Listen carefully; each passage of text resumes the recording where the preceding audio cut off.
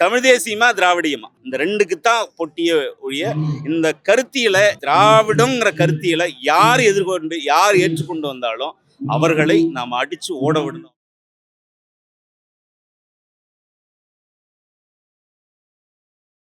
நாம் தமிழ் கட்சி அவசியமா தேவை அப்படின்னா தேவை. அது அப்படிதான் பார்க்குறோம். 2009 நம்முடைய மக்கள் கொன்றொழிக்கப்பட்ட பொழுது அந்த குருதியிலிருந்து வெடிச்சு வந்த கட்சி தான் நாம் தமிழ் கட்சி. நாம் தமிழ் கட்சிங்கிறது ஏதோ சொத்தை காப்பாத்துறதுக்கோ அல்லது வாரிசுகளுக்கு பேரம் பேசி சீட்டு வாங்குறதுக்காகவோ அல்லது சாதி ஒரு ஒரு சாதியை வளர்க்கறதுக்காகவோ அல்லது ஒரு மதத்தை வளர்க்கறதுக்காகவோ துவங்கப்பட்ட கட்சி கிடையாது. அப்போ இதை நம்ம சரியா புரிஞ்சுக்கணும், அது சரியா டிக்ளேர் பண்ணிக்கணும். ஏன் அப்படின்னா தமிழ் தேசியம் பேசி அல்லது தமிழ் தேசியம், தமிழர் உரிமை, தமிழ்நாட்டு உரிமை, தமிழ்நாடு விடுதலை கூட பேசியவர்கள் எங்க சுருங்கி போயிட்டாங்க அப்படின்னா திராவிடத்துல சுருங்கிட்டாங்க, திராவிடத்துல அடக்கம் ஆயிட்டாங்க அப்படின்னு தான் நம்ம பார்க்கணும். 2009 இருந்து 2009க்கு முன்பாக கூட என்னுடைய பார்வை திராவிடத்தை குறித்து தான் இருந்துச்சு. நான் திராவிடத்தை ஏற்றுக்கிட்டவன். உண்மையை சொல்லணும்னா திராவிட கருத்தியில நான் ஏத்துக்கிட்டவன். என் மனைவிக்கு தாலி கூட கட்டாம திருமணம் பண்ணாள் நான். சரியா? அப்படிதான் நான் இருந்தேன். அப்போ 2009 இருந்து நம்ம பயணிக்கும் பொழுது அண்ணன் செந்தமிழன் சீமான் சொல்றது மாதிரி நாம ஒன்னொன்னா படிச்சு நாம தெரிஞ்சுக்கிறோம். ஏன்னா ஒரு கருத்தியில இருந்துகிட்டு இன்னொரு கருத்தியில நம்ம பாக்குறத விட அந்த கருத்தியில இருந்து ஒரு கருத்தியில வாசிச்சு நம்ம தெளிவடைகிறதுங்கிறது வேற. அப்படி தெளிவடைஞ்சு இந்த இடத்துக்கு வந்திருக்கு. இப்படி 2009 2010 இயக்கமா இருந்தது, கட்சியா மாறுது. 2016 முதல் சட்டமன்ற தேர்தலை நம்ம எதிர்கொள்றோம். 2016 எதிர்கொள்ளும் பொழுது அன்னைக்கு கேட்ட கேள்வி என்ன அப்படின்னா 234 தொகுதியிலையும் சீமானுக்கு ஆள் இருக்கான்னு கேட்டாங்க. வேட்பாளராக போடுறதுக்கு ஆள் இருக்கான்னு கேட்டான் 2016. அதே 2019 நம்ம நாடாளுமன்ற தேர்தலை எதிர்கொள்ளும் பொழுது அவனுக்கு ஒரு அடி விழுந்துச்சு. ஏன்னா அன்னைக்கு 1.1 விழுக்காடு வாக்கு வாங்கின பொழுது கூட நாம பின்வாங்கல. அந்த கொண்ட கொள்கையிலையும் கருத்தியலாவும் நாம விளைஞ்சவங்களா இருந்தோம். அன்றைக்கும் இன்றைக்கும் அப்படி விளைஞ்சவங்களா இருக்கும் பொழுது என்னன்னா இந்த எதிர்கருத்தாளர்கள் நம்மளை அவ்வளவு சீக்கிரமா நம்மளை விழுங்க முடியல. அப்ப விழுங்க முடியல அப்படிங்கும்போது தொண்டைக்குள்ளார சிக்கின முள்ளு மாதிரி நம்ம குத்திக்கிட்டே இருந்தோம். அப்ப நம்ம என்ன பண்ணலாம், ஏதாவது பழி சொல்லியோ அல்லது இழி சொல்லியோ இந்த சமூகத்துல இருந்து நம்மளை புறக்கணிக்கவோ அல்லது புறந்தளவோ முடியுமா அப்படிங்கிற அந்த சூழ்ச்சிகள் தொடர்ச்சியா நடந்துட்டு இருக்கு. இது அண்ணன் சீமான் காலத்துல மட்டும் இல்ல, தேசிய தலைவர் காலத்துல இருக்கு. அதுக்கு முன்னாடி தமிழ் தேசியம் பேசியவர்களுக்கும் அந்த நெருக்கடிகள் இருந்திருக்கு. இப்போ நாம எதிர்கொள்ற நெருக்கடிங்கிறது பட்டவர்த்தனமா வெட்ட வெளிச்சமா தெரியுது. அன்னைக்கு எதிர்கொண்ட எதிர்வினைகள் நிறைய பேருக்கு தெரியாது. அதான் உண்மை.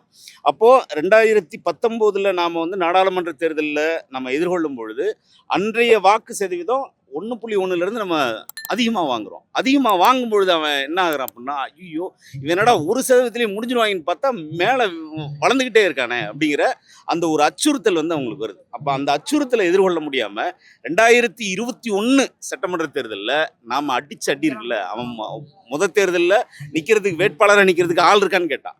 ஆனால் அடுத்த தேர்தலில் 40 தொகுதியிலையும் நாடாளுமன்ற தொகுதியில நம்ம ஆட்களை போட்டு வேலை செஞ்சு அதை விட வாக்கு சதவீதத்தை கூட்டும் பொழுது அவனுக்கு ஒரு அச்சம் வருது.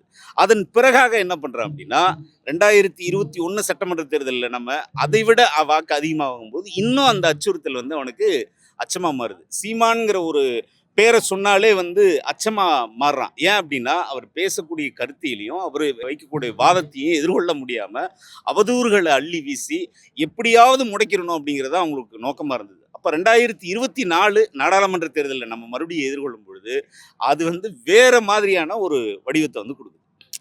உங்களுக்கு புரியுதுன்னு நினைக்கிறேன். அப்ப அந்த வடிவம் கொடுக்கும் பொழுது என்ன ஆகுதுன்னா எதிராளிக்கு இன்னும் அச்சமாகுது. அச்சத்தை எப்படியாவது நம்ம இவங்களை முடிக்கணும் அப்படிங்கிறது தான். இப்போ எவன் வேணா வரான்னு வச்சுக்கோங்க. தமிழ் தேசியம் பேசிட்டு இருக்கக்கூடிய காலத்துல புதுசா ஒரு கட்சிங்கிறது தேவையில்லை.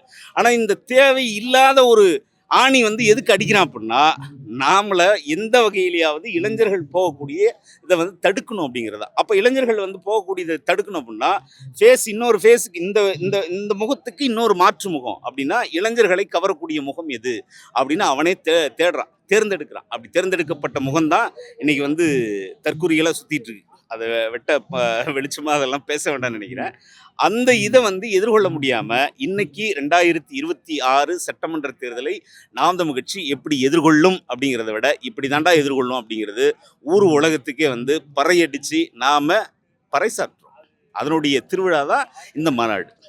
இந்த மாநாடு இது மாநாடுங்கிறது வந்து ஒரு சாதாரண ஒரு நிகழ்வா அப்படின்னா இல்லை. இங்கே இருக்கக்கூடிய அண்ணன், தம்பி, மாமன், மச்சான், சித்தப்பன், பெரியப்பன், அத்தை, அக்கா, தங்கச்சி, பாட்டி, அம்மா, சின்னம்மா, பெரியம்மா, இப்படி எல்லோருமே வந்து கூடி நிற்கக்கூடிய ஒரு திருவிழா. இந்த திருவிழாவை காண்றதுக்கு நானும் எங்கள் ஊர்ல இருந்து மலை மாவட்டத்துல இருந்து நானும் வந்திருக்கேன். என்னுடைய மகனை உங்களுக்கு எல்லாருக்கும் தெரிஞ்சிருக்கும்னு நினைக்கிறேன். கோத்தகிரி தமிழவன் அவருடைய அப்பா தான் நான்.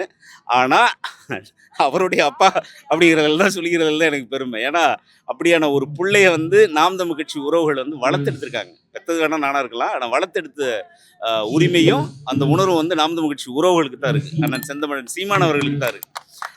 அப்படி பார்க்கும்பொழுது இந்த இன எழுச்சி மாநாட்டில் உங்களெல்லாம் பார்க்கறதுக்கு எனக்கு ரொம்ப மகிழ்ச்சியா இருக்கு. இது வந்து தொடக்கம் தான். 2026 சட்டமன்ற தேர்தல் வந்து தொடக்கம் தான். இந்த தொடக்கத்தில் வந்து நம்ம ஒன்னே ஒன்று தான் சொல்லணும். அண்ணன் சொல்ற மாதிரி தான் ஒன்று சொல்லணும்.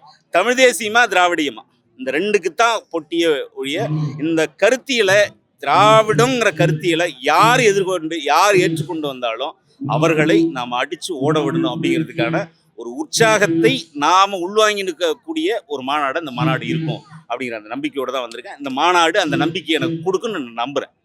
நன்றி, வணக்கம்.